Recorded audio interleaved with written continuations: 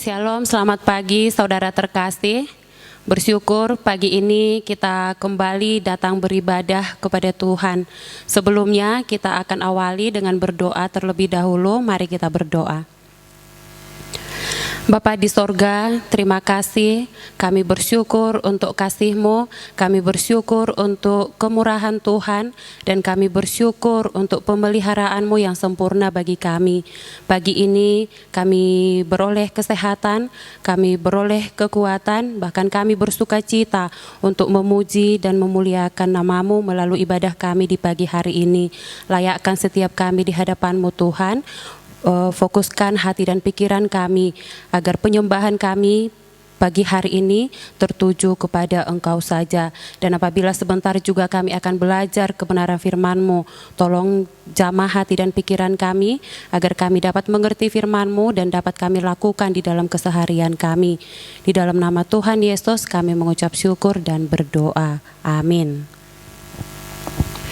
Ya, saudara terkasih, kita akan menaikkan satu pujian bagi Tuhan. Kita mensyukuri kasih-Nya yang sungguh besar bagi setiap kita lewat pujian pengorbanan-Mu sempurna.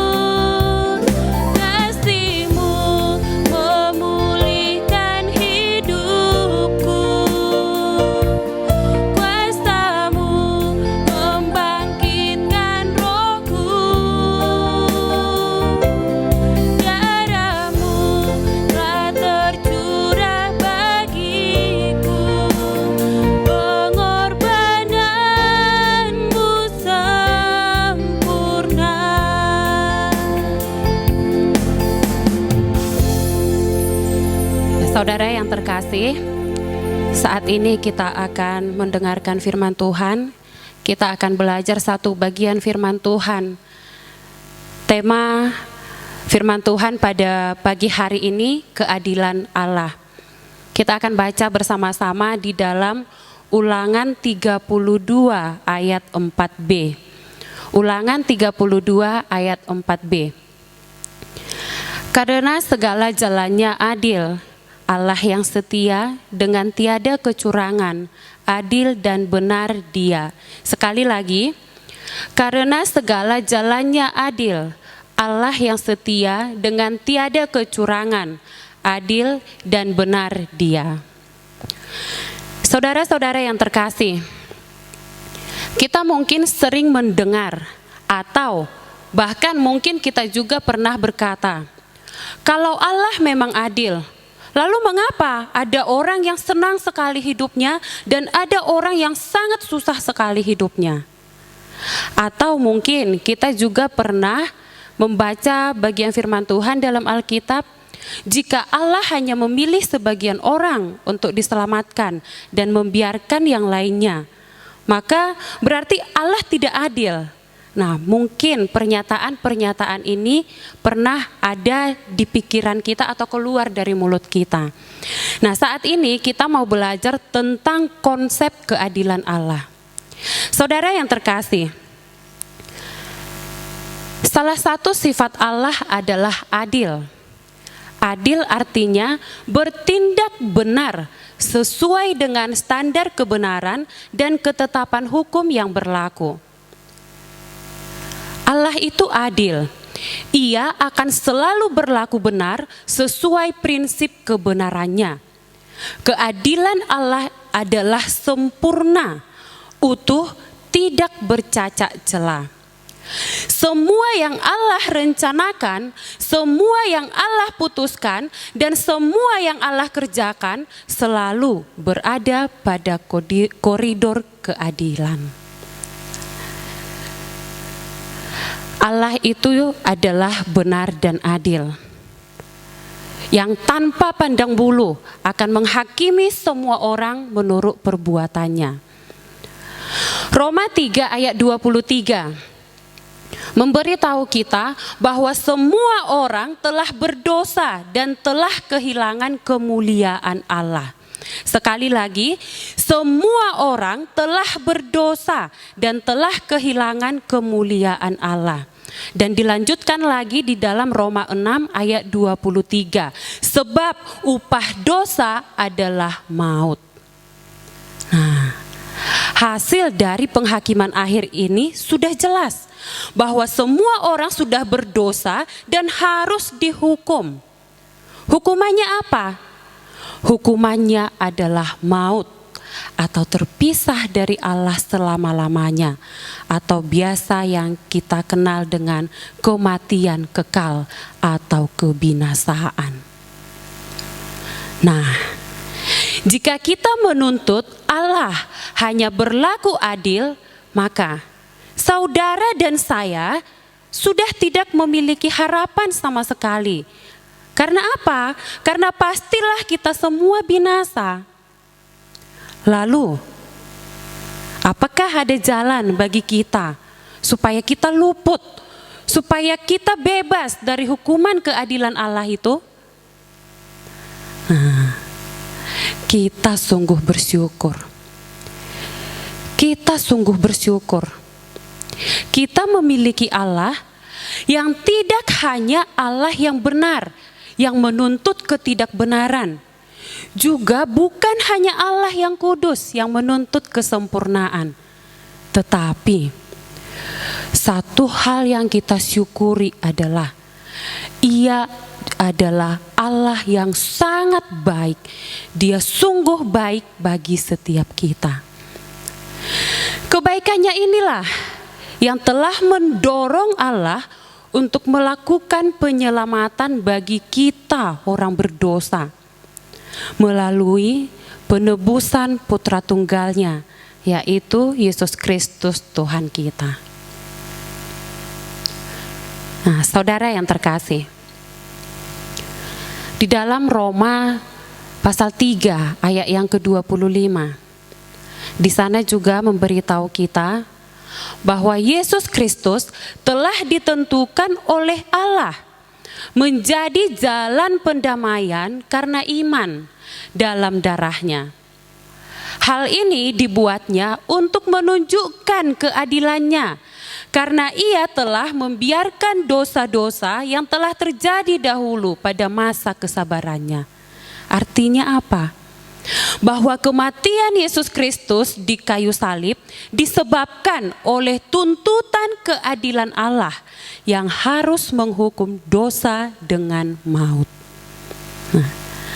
Allah dapat mengampuni dan membenarkan orang yang percaya kepada Kristus, karena kepada Kristus telah dilaksanakan keadilan Allah saat ia menanggung hukuman keadilan Allah di Golgota.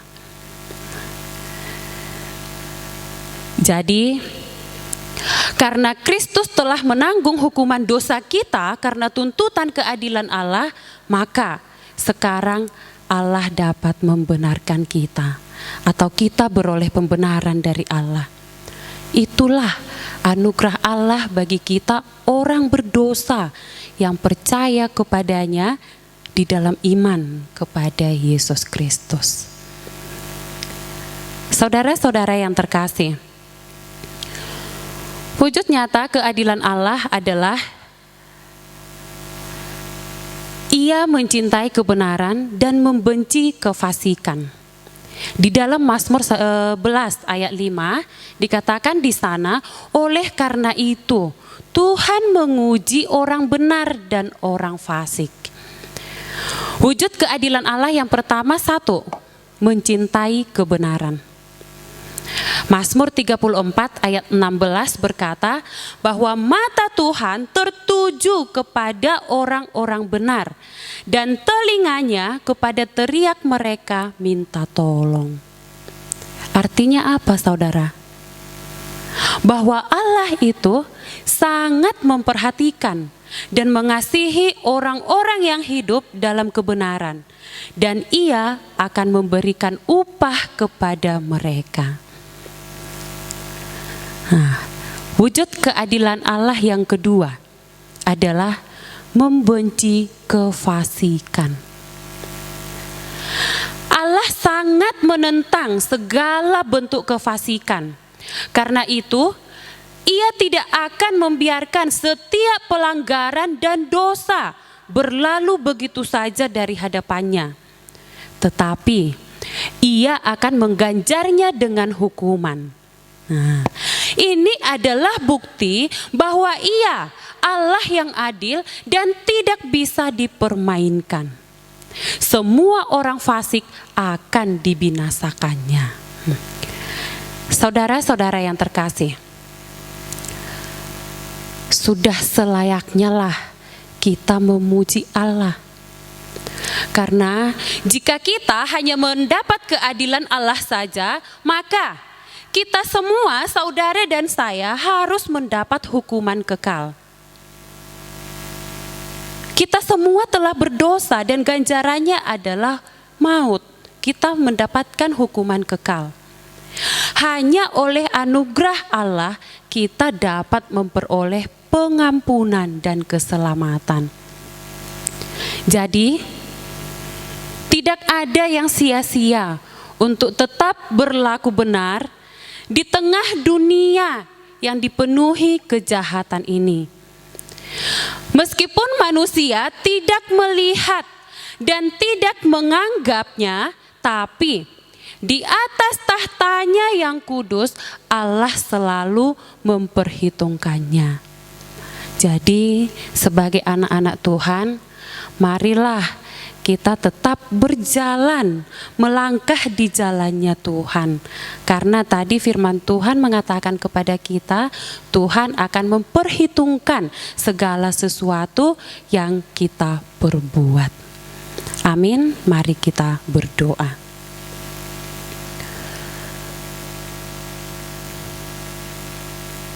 Bapa di sorga, terima kasih untuk firman-Mu yang telah kami dengarkan pada pagi hari ini. Tolonglah kami dan sadarkan kami untuk kami boleh berjalan di jalan kebenaran-Mu dan tidak menyimpang ke kiri dan ke kanan. Bahkan sekalipun kami melihat sepertinya kehidupan orang yang di luar Tuhan sepertinya mendapat kebahagiaan, tetapi itu adalah kebahagiaan semu. Biarlah kami tidak jatuh di dalamnya, tetapi kami tetap berpegang teguh kepada firman Tuhan, bahwa di dalam segala sesuatu yang kami perbuat, semuanya itu Allah perhitungkan. Engkau adalah Allah yang adil, yang akan memberikan kepada kami menurut apa yang telah kami perbuat. Engkau juga akan memberi ganjaran kepada setiap orang yang telah menjauh atau melenceng dari kebenaran firman Tuhan. Tolong kami ya Tuhan, supaya kami juga boleh bersukacita menikmati keadilan-Mu sepenuhnya.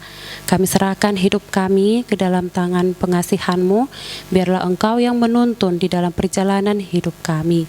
Pakai kami menjadi alat-Mu, menjadi saluran berkat dimanapun kami berada. Di dalam nama Tuhan Yesus kami mengucap syukur dan berdoa. Amin. Terima kasih, ibadah kita selesai. Tuhan Yesus memberkati.